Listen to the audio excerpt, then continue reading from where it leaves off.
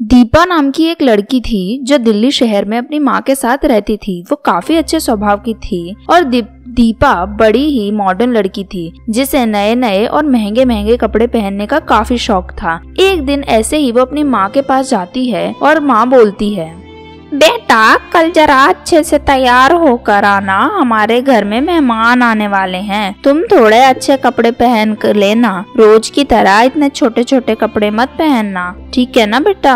नाक कटवा दोगी तुम वरना मेरी। क्या मेरे कपड़ों से आपकी नाक कट जाती है? और इन कपड़ों में क्या बुराई है जो आप बड़े लोगों को हमेशा मेरे कपड़ों से तकलीफ रहती है?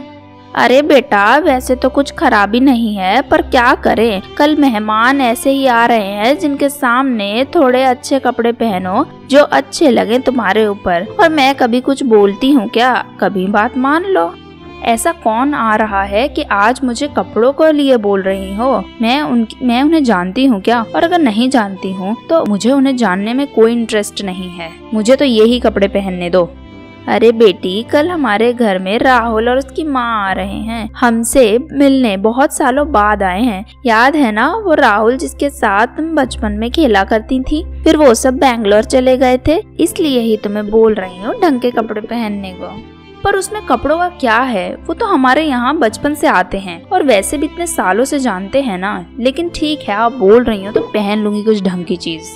ऐसे ही दिन निकल जाता है। पूरा दिन दीपा की माँ अगले दिन की तैयारी करती रहती है और जैसे ही अगला दिन होता है तो राहुल और उसकी माँ आ जाते हैं। राहुल बहुत ही अच्छे स्वभाव का लड़का होता है, उसकी माँ भी बहुत सीधी सादी होती है। वो भी बोलती है, अरे दीपा बहुत बड़ी हो गई हो तुम तो, काफी अच्छी लगती हो। बचपन में याद है कैसे तुम पूरा पूरा दिन राहुल के साथ खेलती थी, और अब देखो कोई देख के बोलेगा कि तुम वही दीपा हो। अरे हाँ बहन जी, राहुल को भी तो देखो, बचपन में कितना छोटा सा था, अब देखो कितना बड़ा हो गया है, कैसा बाबूजी बना बैठा है यहाँ। अच्छा हूँ आंटी, और जॉब भी अच्छी चल रही है। फिर दीपा और राहुल वहाँ से चले जाते हैं। वहीं दीपा की माँ और राहुल की माँ बैठे आपस में बातें करते हैं और दीपा की माँ बोलती है, मुझे तो राहुल काफी अच्छा लगा, मैं तो तैयार हूँ राहुल और दीपा की शादी के लिए। बताइए बहन जी आपको मेरी दीपा कैसी लगी? मुझे भी दीपा बहुत अच्छी लगी, क्यों नहीं लगेगी, बेटी ही तो है, इतनी अच्छी वो भी, और इन दोनों की शादी के लिए मैं तो तैयार हूँ। अब बस भगवान से प्रार्थना करो कि ये दोनों भी तैयार हो जाएं। अब राहुल और दीपा अलग कमरे में होते हैं और अपनी बातें कर रहे होते हैं। तभी राहुल बोलता है, अरे दीपा याद है हम बचपन में इस घर में कितना खेला करते थे, हम छुपते भी थे इसी रूम में। अब तो देखो घर वैसा का वैसा ही है अभी तक।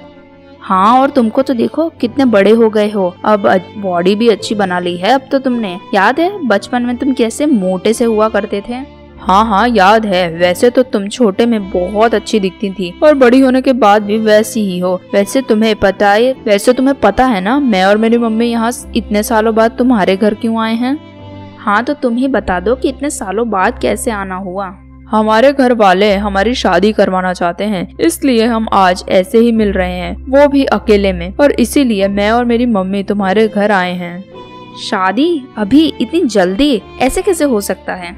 देखो दीपा, अगर तुम नहीं करना चाहती हो तो कोई बात नहीं, मैं ना बोल दूंगा, इससे तुम्हें कोई भी कुछ नहीं बोलेगा, तुम चिंता मत करो।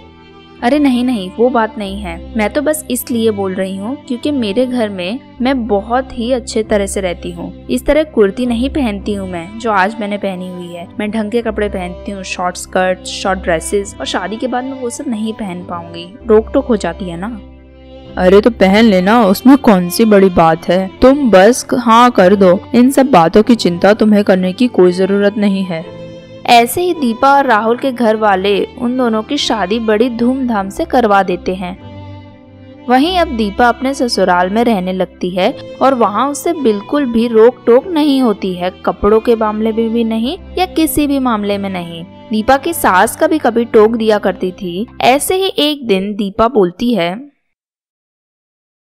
अरे दीपा बेटी, मैं तुमसे कभी कुछ नहीं बोलती हूँ, पर आज बोल रही हूँ कि लॉकडाउन के बाद तुम दोनों हनीमून पर जाने वाले हो तो वहाँ थोड़े ढंग के कपड़े पहनना, ऐसे कपड़े मत पहनना। देखिए मम्मी जी, राहुल मुझे कुछ बोलते नहीं है, तो आप भी प्लीज मुझे कुछ मत बोलिए, ठीक है ना। और इन कपड़ों में आप सबको क्या तकलीफ लगती है, भला क्या प्रॉब्लम है? अरे बेटा, मैं तो बस तुम्हारी भलाई के लिए बोल रही थी, बाकी मैंने भी तुमसे काफी रोका टोका नहीं है कभी, तो मुझे तुम दोनों की चिंता है, बस इसलिए कह रही थी, ठीक है ना बेटा। ऐसे ही दीपा और राहुल अपने हनीमून के लिए घूमने चले जाते हैं। वहाँ भी दीपा ऐसे ही कपड़े पहनती थी। अरे मैम साहब, कहाँ चल रही हो ऐसे बन ठन, जरा हमें भी देख लो। अरे भारी गजब हो, और ये साथ में कौन बांध रखा है, क्या ये तुम्हारा पालतू है? अरे ये तो गरीब है। ओए गरीब, चल चला जा यहाँ से, तुझे मार के तेरी हालत खराब कर देंगे, चल भाग यहाँ से। ओए, तुम दोनों को बात करने की तमीज नहीं है क्या? यहाँ बस बैठे बैठे कुछ भी बकवास किए जा रहे हो। अपनी गंदी जुबान को बंद रखो अभी के अभी। अच्छा, अगर नहीं करता तो क्या कर लेगा तू? तुझे तो एक फूंक में उड़ा दूंगा, समझ। अब चल निकल इधर से, जा यहाँ से चल, नहीं तो मार मार के तेरी हालत खराब कर दूंगा। हाँ, और हमें मैडम जी से बात करने दे, तू अब बहुत भौंक रहा है और पका भी रहा है। चल चला जा यहाँ से, भाग।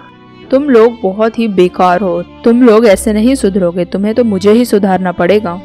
ऐसे ही तीनों में हाथापाई हो जाती है और ऐसे ही राहुल को काफी चोट लग जाती है, जिसकी वजह से राहुल को अब घर में रहना पड़ता है और आराम करना पड़ता है। तभी वहाँ पर दीपा आती है। अरे दीपा बेटा, इतने सालों में तुमने कभी साड़ी नहीं पहनी, आज कैसे अचानक से तुम साड़ी पहन के हमारे सामने आ गई? तुम्हारी छोटी छोटी ड्रेसों को क्या हो गया बेटा? मम्मी जी, आज के बाद जब भी जरूरत पड़ेगी तब मैं साड़ी ही पहना करूंगी, पहले की तरह हमेशा वो छोटे छोटे कपड़े पहन कर नहीं घुमा करूंगी। क्यों बेटा, ऐसा क्या हो गया जो अचानक से तुमने साड़ी पहनने लगी हो? मैं तो तुम्हें कह कह के थक गई, पर तुमने मेरी बात तो कभी नहीं सुनी, पर आज तो देखो अपनी मर्जी से पहन के आई हो। वो ही मम्मी जी, जब हम हनीमून पर गए थे तो वहाँ जो भी हुआ उसकी वजह से कभी भी साड़ी पहनने की ज़रूरत है तो मैं ये बात अच्छे से अपने मन में याद रख के साड़ी ही पहना करूँगी। अरे नहीं दीपा, तुम जो चाहो वो पहन सकती हो, इसकी कोई ज़रूरत नहीं है। वैसे भी अब तो हम यही हैं, इस घर में ही, तो क्या ज़रूरत है? ज़रूरत तो है ही, अगर नहीं होती तो मैं बोलती ही नहीं। और मैं आपको और मम्मी जी को सॉरी बोलना चाहती हूँ। मम्मी जी ने मुझे समझाने की कोशिश करी लेकिन मैं समझी नहीं। आज इन सब की सजा मुझे ही भुगतनी पड़ी, इसलिए मैं आप दोनों से सॉरी बोल रही हूँ। उसके बाद दीपा ढंग से अपने घर में रहने लगती है और घर वालों की बातें मानने लगती है। फिर सब खुशी खुशी रहने लगते हैं और घर में लड़ाई भी नहीं होती है।